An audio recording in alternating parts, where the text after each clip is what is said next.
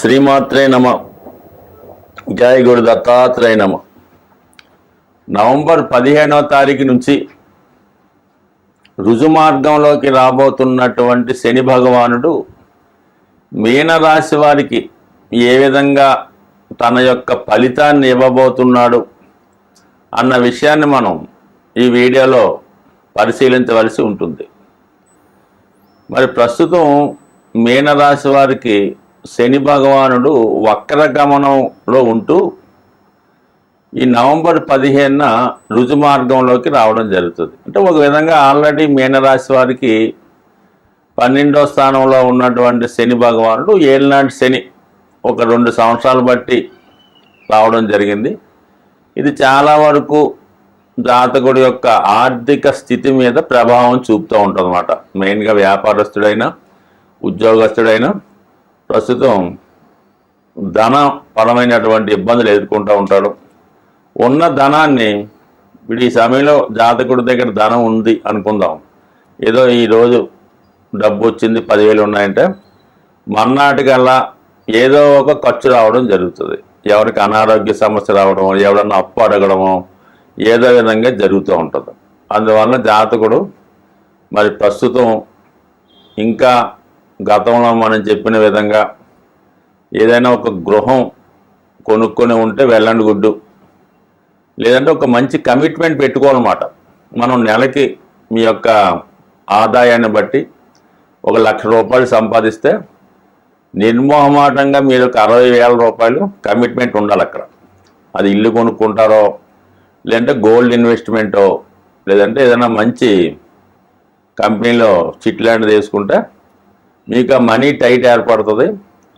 ఈ 40,000తోనే మీరు కాలం గడుపుకుంటే ఎవడు మీ జోలికి రాడు, మిమ్మల్ని అప్పడగడు, మీ దగ్గర కూడా ఉండదు. అలాగే మీరు ఈ సమయంలో అప్పడినా కూడా ఎవడు ఇవ్వడు కాబట్టి బడ్జెట్ కరెక్ట్గా ఉంటుంది.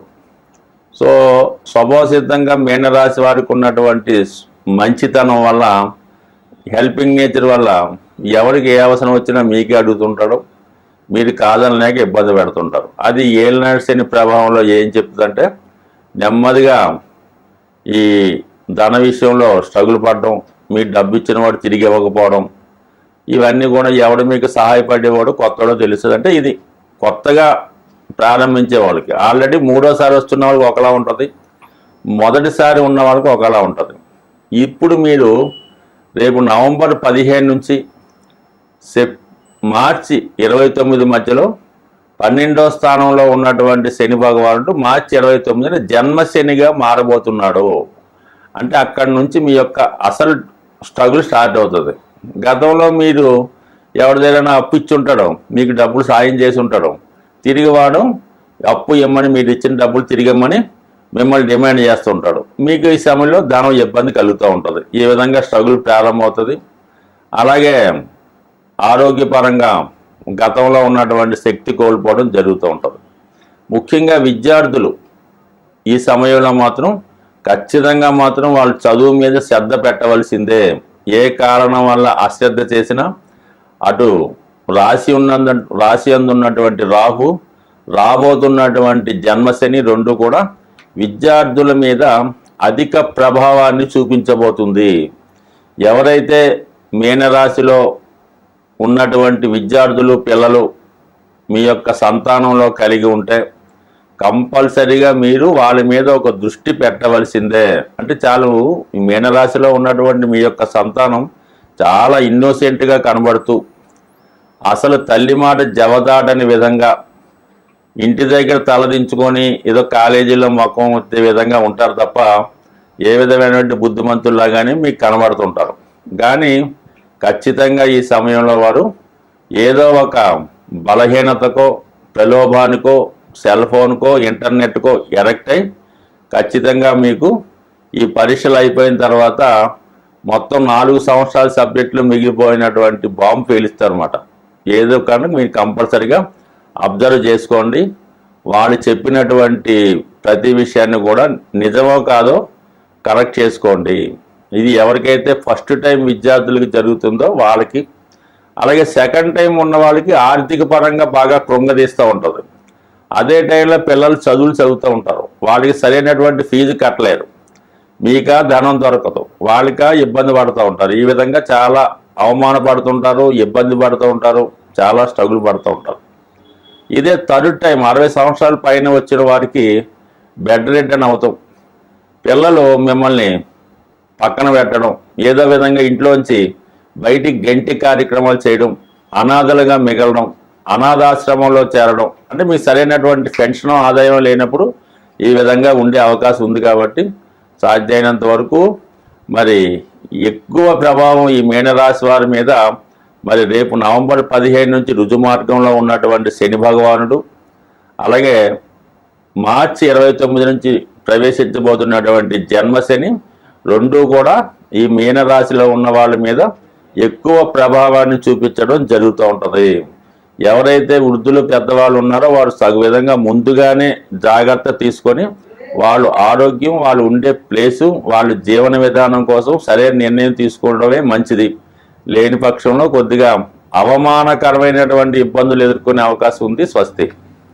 ఏ రాశుల వారికైనా శని భగవానుడు అనుగ్రహించిన ఆగ్రహించిన అది జాతకుడి యొక్క ప్రవర్తన మీద, అతని నడవడిక మీద, అతను చేస్తున్నటువంటి పనుల మీద మాత్రమే ఆధారపడి ఉంటుంది. ఎంత దుస్థానంలోకి వచ్చినా జాతకుడు తగు క్రమశిక్షణతో వ్యవహరించడం వల్ల శని భగవానుడు పాజిటివ్గా మారి మంచి ఫలితాలు ఇవ్వడం జరుగుతూ ఉంటుంది. చాలామంది రాజకీయ నాయకులు, ప్రధానులు, ముఖ్యమంత్రులు కూడా ఏలినాటి శనిలోనే ముఖ్యమంత్రులుగా, ప్రధానమంత్రులుగా రావడం జరిగింది. శని పదవి ఇవ్వటానికి కానీ వివాహానికి కానీ ఎప్పుడు కూడా అడ్డైతే పడ్డు. మనం చేస్తున్నటువంటి కార్యక్రమాలను బట్టి, క్రమశిక్షణ బట్టి ఉండడం జరుగుతూ ఉంటుంది. మరి ప్రస్తుతం ఈ శని యొక్క ఇబ్బందులు ఎదుర్కొంటున్నవారు, అంటే ఎటువంటి ఇబ్బందులు? ఆర్థిక దారిద్ర్యం, కుటుంబ సభ్యుల నుంచి వ్యతిరేకత, వ్యసనాలు, ఇతరుల ఆస్తి మీద వ్యామోహం పెంచుకోవడం, స్త్రీలను వేధించడం, ఇవన్నీ కూడా శని యొక్క లక్షణాలు. అంటే అనేక ఉంటాయి, ఇందులో కొన్ని. వాటి నుంచి బయటపడాలంటే ఇప్పుడు ఇది ఒక అద్భుత అవకాశం. మనకి రేపు రాబోతున్నటువంటి కార్తీక మాసం, మీరు ఎవరైనా సరే, కొత్త వారైనా సరే, పాత వారైనా సరే, బాగా ఇబ్బందులు పడుతున్నవారు స్వామి అయ్యప్ప దీక్ష తీసుకోవడం వల్ల 41 రోజులు విధి విధానంగా సంపూర్ణంగా గురువు చెప్పినట్టు నడుచుకోవడం వల్ల కంప్లీట్గా మీకు దీక్ష స్వీకరించి పూర్తయ్యే లోపల 100% శని మీకు అనుకూలంగా మారి మంచి ఫలితాలు ఇవ్వడం జరుగుతూ ఉంటుంది. అది నెంబర్ 1.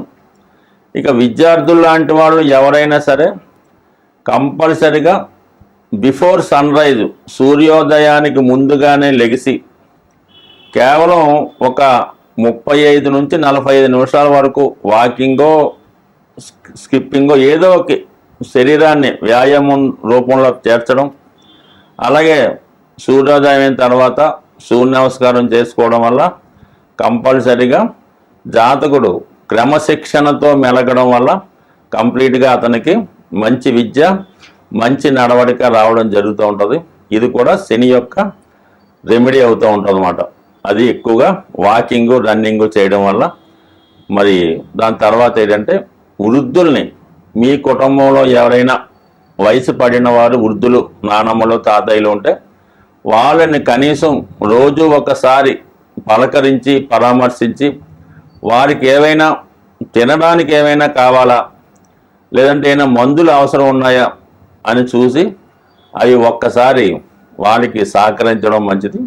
అలాగే ఇంట్లో పెద్దవారు లేనప్పుడు ఏదైనా ఒక అనాథాశ్రమం కానీ వృద్ధాశ్రమం కానీ వెళ్ళి అక్కడ ఉన్నటువంటి వృద్ధులని సేవ చేయడం వల్ల 100% మీకు ఈ యొక్క శని యొక్క ప్రభావం తగ్గి అనుకూల పరిస్థితులు ఏర్పడుతుంది. చాలా సందర్భాల్లో 100కి 100 సక్సెస్ఫుల్ రెమెడీ ఏంటంటే మీకు చాలా కాలంగా ప్రయత్నం చేస్తున్న సొంత గృహం ఏర్పడడం లేదు అనుకుందాం.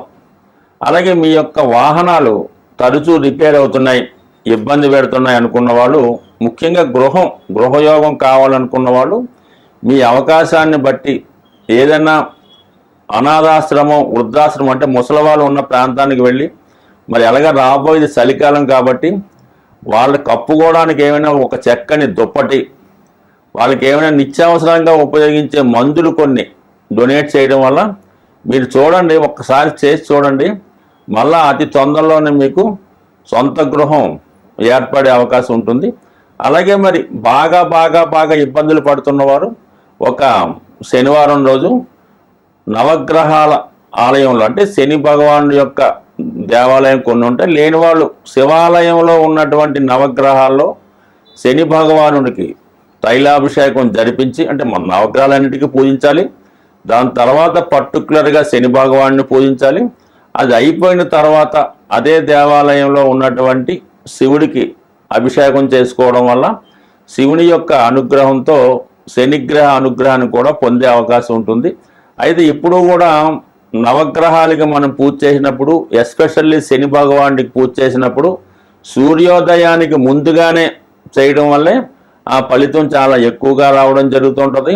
ఏ రోజైతే మీరు నవగ్రహాలకి శని భగవానికి తైలాభిషేకం ఈ నువ్వులతో అర్చన చేస్తారో ఆ రోజంతా కూడా మీరు కంపల్సరిగా నూనెతో చేసిన పదార్థాలు, నూనె కాదు, నెయ్యి కాదు, డాల్డా కాదు, ఏ విధంగా కూడా అటువంటి తినకుండా కేవలం తాలింపు పెట్టని వస్తువులు, ఫ్రూట్స్ లాంటివి తినడం, ఆ రోజు మీరు బ్రహ్మచర్యం పాటించడం, భూమి మీద పడుకోవడం, ఎటువంటి మత్తు పదార్థాలకి అలవాట్లకి అబద్ధాలు చెప్పకుండా ఆ శనివారం రోజు ఏ రోజైతే చేస్తారో ఆ రోజు చేయడం వల్ల కంపల్సరిగా మీకు దాని నుంచి శని భగవాను ఇబ్బంది నుంచి బయటపడతారు. అయితే ఏదో మొక్కుబడిగా ఒకరోజు చేసామంటే మాత్రం ఎట్టి పరిస్థితుల్లో కుదరదు.